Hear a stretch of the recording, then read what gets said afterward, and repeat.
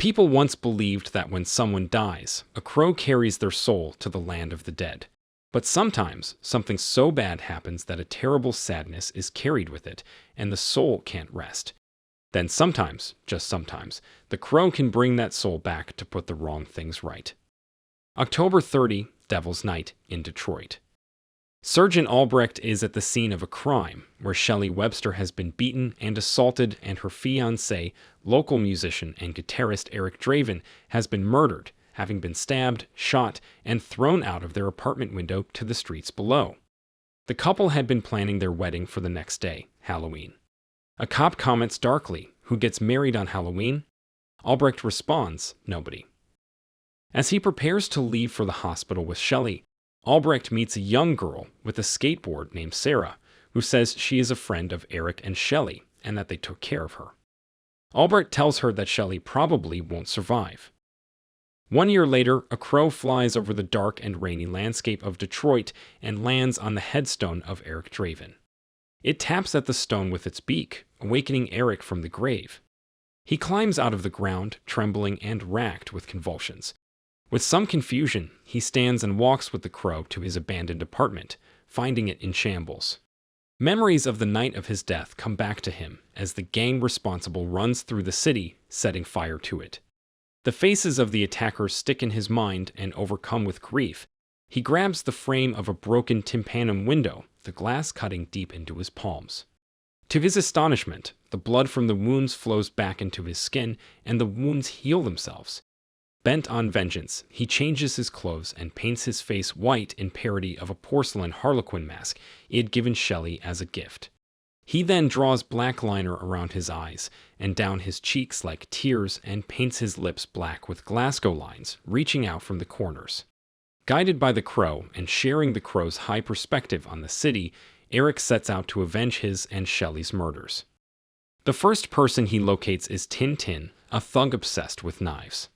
Eric engages in hand-to-hand combat. He wins the fight by catching a knife and pinning Tin to the wall with it. Eric confronts him about the murders the previous year, and Tin laughs in his face, mocking Shelly.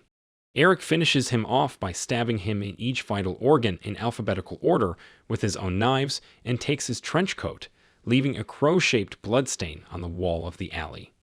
Using Tin's memories, he goes to the pawn shop where Tin sold Shelly's engagement ring. Eric forces the owner, Gideon, to show him where the ring is located, and finds it mixed in a box with dozens of other rings. He lets Gideon live so that he can deliver a message of death to the rest of the gang before he douses the counters in gasoline, loads a shotgun with other rings of destroyed lives, and fires, igniting the shop in a massive explosion. Gideon escapes alive but badly burned. Eric locates the next thug on his list, Funboy, getting high in an apartment with Sarah's drug-addicted mother, Darla. Funboy shoots Eric in his hand, and Eric mocks him by pretending to scream in pain before showing the hole in his palm heal before his eyes.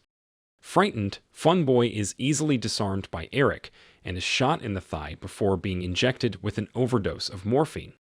Eric then confronts Darla, but merely says that morphine is bad for her, forcing the drug out of her arm seemingly by magic, and tells her that she should return to her daughter, who is surviving alone on the streets. Albrecht, meanwhile, has been following the deaths of the thugs around town. He doesn't share the rest of the department's view on the killings, thinking of them as more of a blessing than a curse. He even goes so far as to rescue Eric as he flees from choppers after his latest killing, though Eric is quick to disappear afterwards. Upon meeting again later on, Eric explains what he's doing and offers his best reason as to why he's come back. Albrecht tells him what he knows of Shelly's death and reveals that he stayed with her as she suffered through 30 hours of agony before dying. Eric touches Albrecht and receives from him all the pain felt by Shelly during that time. Gideon goes to Top Dollar, the leader of all gangs in Detroit, and warns him about Eric. Top Dollar responds by stabbing Gideon through the throat with a sword, sinking it to the hilt, as his lover, half-sister Myca, looks on with glee. Around the same time, two of Top Dollar's thugs, T-Bird and Skank, stop by with the news about Tin's murder. Top Dollar shows only virtually no concern for Tin's demise and snorts cocaine from a large pile. T-Bird and Skank stop at a convenience store for supplies. Eric sneaks into the T-Bird's classic Ford Thunderbird and kidnaps him while Skank is in the store. Eric forces T-Bird to drive at high speed through the streets. Skank runs into the street, gets hit by a car, and steals it to follow the pair. He watches as Eric ties T-Bird to the driver's seat of a car with explosives strapped to him, and lets the car drive off the pier, where it explodes midair and sinks into the harbor. When the police arrive, they discover a fiery symbol in the shape of a crow at the scene. Meanwhile, Darla tries to reconcile with Sarah by making her breakfast. Though Sarah is skeptical at first of her mother's sudden change of heart, she accepts the effort and hugs her. Albrecht's superior chews him out just because he can and tells him he's suspended for misconduct. Sarah goes to Eric's apartment and speaks out to the shadows, feeling that he must be nearby. She tells him that she misses him and Shelly, but when no one responds, goes to leave and says that she figured he wouldn't care anymore. Eric speaks to her, appearing in the window, and tells her that, although they cannot be friends anymore, he still cares about her. Skank retreats to the gang hideout, rambling wildly about Eric. Sarah and Albrecht bond over their mutual experiences with Eric and discuss how he came back. At the gang hideout, Top Dollar, hardly concerned for T-Bird's fate, is discussing plans for criminal activity on Devil's Night with his other criminal associates. Eric crashes the meeting looking for Skank and proceeds to mock everyone in the room. Dollar orders him killed, and his associates all open fire, forcing Eric off the large conference table. He rises after a few moments, and a massive gunfight ensues. Top Dollar escapes with Myca and his lieutenant, Grange.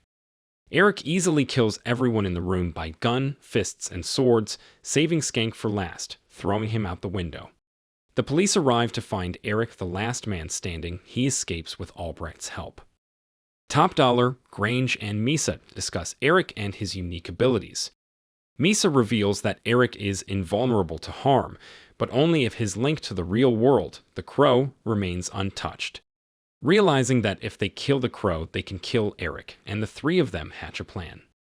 Having killed the last of the four who had murdered him and Shelly, Eric returns to the cemetery and visits Shelly's grave. Sarah meets him there to say goodbye, and he gives her Shelly's engagement ring as a necklace. Sarah leaves the cemetery only to be abducted by Grange and taken to a local church where Top Dollar and Myca are hiding out.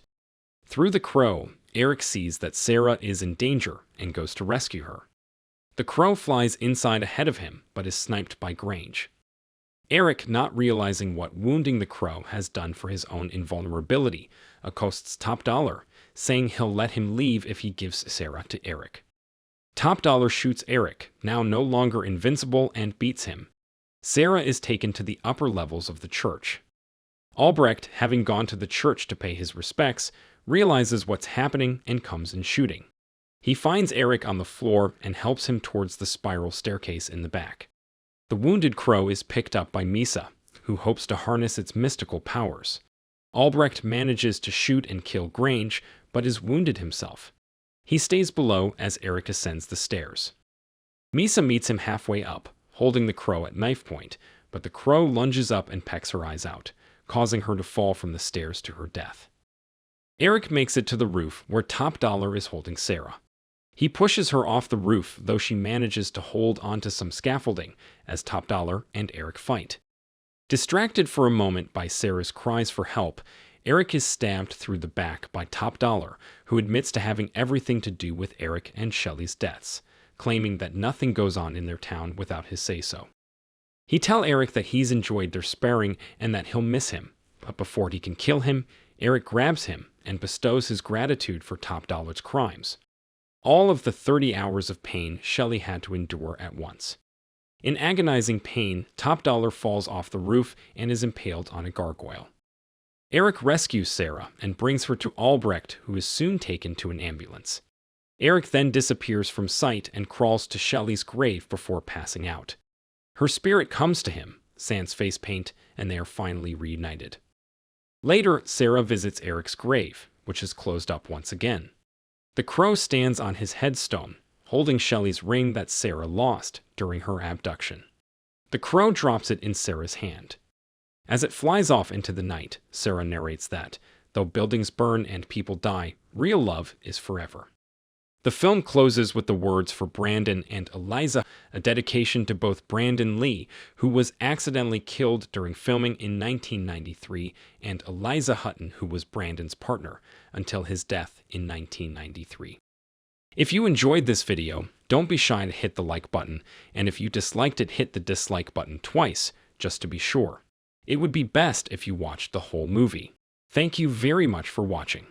Please subscribe for more videos like this.